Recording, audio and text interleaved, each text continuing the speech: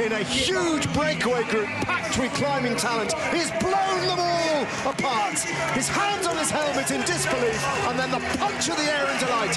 Valentin Paré-Peintre, a professional win at last, and it comes on top of this mountain at the Giro d'Italia.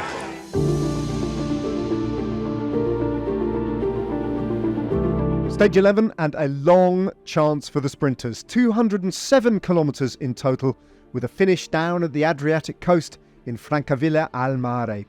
Lots of sprinters still to taste victory in the three opportunities that had come the way of the fast men in the peloton so far. When the flag dropped, Thomas Champignon of Cofidis was the first rider to attack on a day where the odds were stacked against a breakaway. He was joined then by Edoardo Affini of Visma Lease Bike and his teammate Tim van Dijken. Those three riders then built up a slender advantage over a peloton that was wary of the tailwind that was blowing across the course all day. A tailwind in the final and a cross tailwind when they got to the Adriatic coast. They went over the top of the only categorised climb of the day at Pietra Catella together, where Simon Geschke picked up 1 point for fourth place from the peloton to close the gap to Tadej Pogacar in the King of the Mountains competition. And then bit by bit, they dropped down towards the coast and the series of intermediate sprints on the Adriatic. The first of which,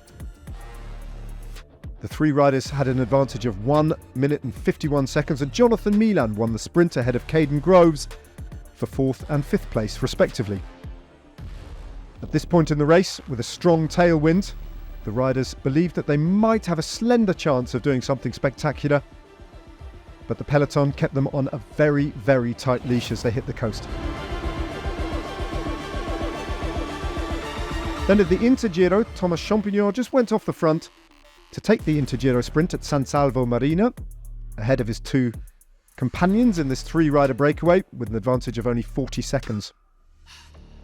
There was a sprint behind, contested by Caden Groves as well as Filippo Fiorelli. One intermediate sprint remaining, but the breakaway wouldn't make it to Fossa Cesia Marina for that intermediate sprint. They were caught in the final kilometre before the final bonus sprint with Luke Plapp of Jaco Alula. And that provoked a sprint for the bonus seconds, Geraint Thomas passing over the line in second place to pick up 2 bonus seconds. Then an attack from Andrea Piccolo, a crash for Felix Großschartner and for Kevin Vermaker of DSM. Piccolo was neutralised as Lidl Trek set the pace on the run into the final 10 kilometres and an approach to Francavilla al Mare. Lightning fast pace, and in the final 3 kilometres, the Ineos Grenadiers had Geraint Thomas piloted towards the front for safety. This is it's been led out. The Manuel Chicamillo's in the centre there. Mezgex is also there as well. They're opening up. This is all over the place. This is chaos net.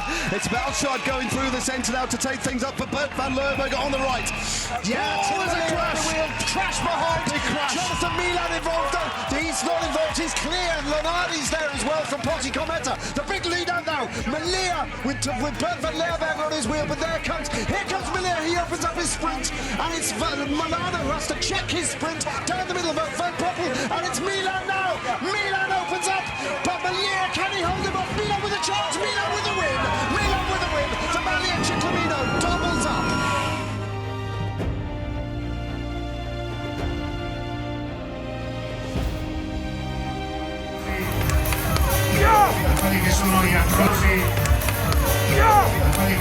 So another winner's medal, win number 3 in his career and win number 2 at the Giro d'Italia in this edition of the race. Caden Groves then bumped up to second place after the elimination from the top 10 of Tim Malia.